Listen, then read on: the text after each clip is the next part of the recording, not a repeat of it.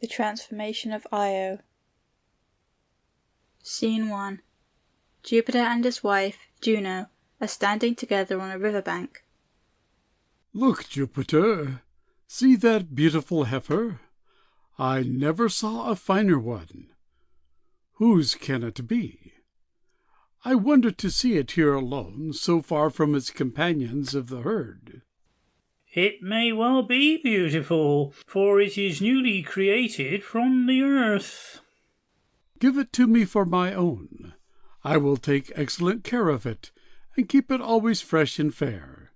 It would be a pity that so fine an animal should be yoked to the plough. It is yours. Do with it as you please.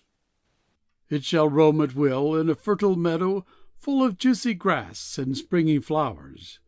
And to be sure that no harm comes to it, I will call Argus with his 100 eyes to be its keeper. He is an excellent guardian. When he goes to sleep, only 2 eyes are closed, and he can watch with all the others. Choose your pasture and keeper as you will. The heifer is yours. I thank you truly for the gift. Scene 2. Mount Olympus. Jupiter sends Mercury to put Argus to death. Know, O Mercury, that I lately changed Io, daughter of the river god Inachus, into a heifer, to protect her from the enmity of Juno, for Juno is ever jealous and miserable if I speak to another being besides herself. She has set Argus, the 100-eyed, to guard the beautiful heifer.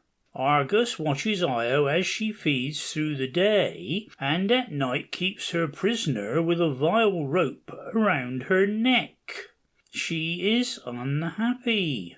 One day her father and sisters came near. She went to them and suffered them to touch her, and heard them admire her beauty. She longed to make herself known to them, but voice and words were wanting. I can but pity the maiden. Listen. Her father reached her a tuft of grass, and she licked the outstretched hand. At length she bethought herself of writing, and traced her name, it was a short one, on the sand with her hoof. Inachus read the name, and discovering that his lost daughter was hidden under this disguise, clasped her white neck, saying to her, Alas, my daughter, it would have been a less grief to lose you altogether. While her father thus spoke, Argus, observing, came and drove her away, and took his seat on a rock, from which he could see in every direction. So the hateful keeper watches continually. Do you guess what I require of you? That is not difficult. You wish the 100 eyes to be closed forever. Your nimble wit could have guessed a harder riddle than that. Go on your errand at once. I will take my sleep-producing wand, and, laying aside my winged sandals and cap, will present myself to Argus as a simple shepherd. I will play upon my pipes, and perhaps Argus will fall asleep before I have done. Success shall be yours. Scene 3. Argus is sitting on a stone, when Mercury appears in the form of a shepherd, playing upon his pipes. Who are you? And whence do you come? I am a simple shepherd, master. While my flock feed in the valley, I wander about, playing to myself. Young man, come and sit by me on this stone. There is no better country for flocks than this, and here is a pleasant shade in which to rest. I will sit by you willingly, if you do not tire of the sound of my pipes. I shall never tire of your music. It is the sweetest I have ever heard. Are you too a shepherd? I do not watch sheep. Instead of herds, I have only a single heifer to guard. That must be a light task when you have so many eyes. You may well say so. I sit here on the mountain top all the day, and with my 100 eyes I can see everywhere without turning my head." "That is easy watching indeed. For myself, I have but 2 eyes in my head, and while I look for lost sheep, the others stray in all directions before I can prevent them. 2 eyes are not enough for a man who would tend sheep." "Tell me, shepherd, the name of the instrument on which you make such sweet music. I never heard it before." "It is called the syrinx, and I will tell you why. In the cold mountains of Arcadia once dwelt a nymph called Syrinx, much beloved by the spirits of the wood.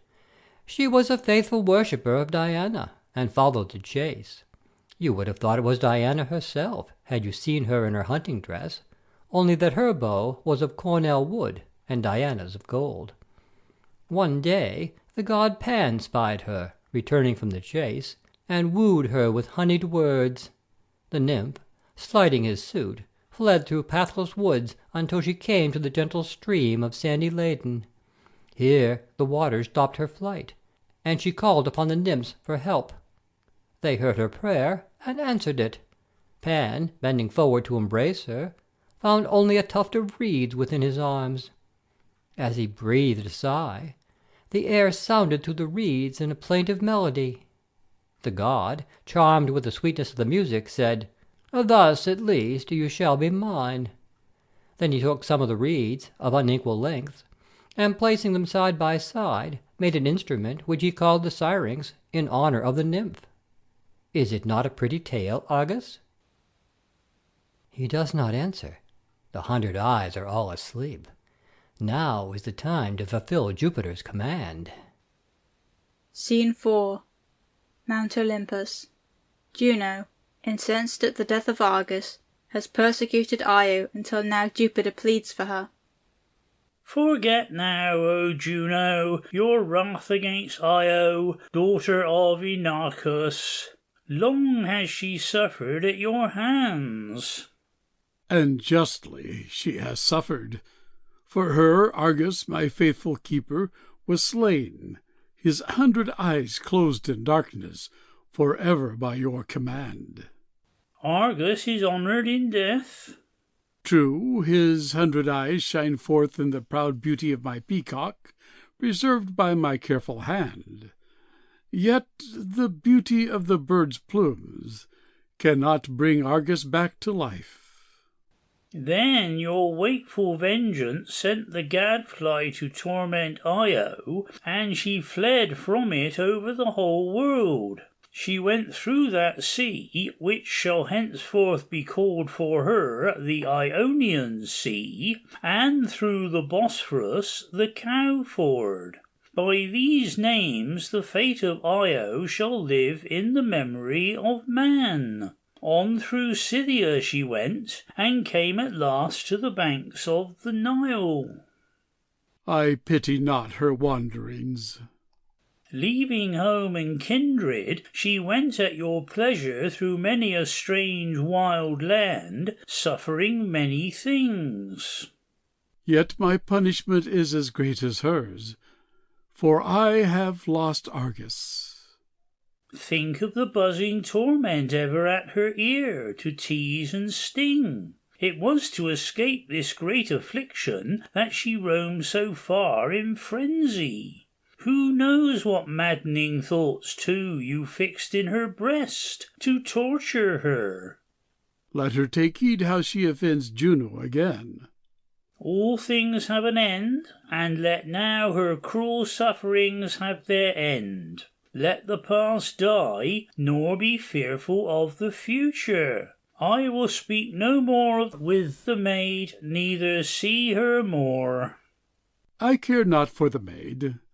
Let her resume her proper shape and return to her kindred. They have mourned long for her, as for one lost forever. The greater will be their joy at her return. What is done cannot be undone. It was decreed that Io should suffer your vengeance, and that Argus should die. Now her wanderings ended, Io shall be a nymph once more, with all the beauty that is hers by right. And in years to come the Egyptians shall honour her as a goddess. Great shall be the fame of Io. End of the transformation of Io.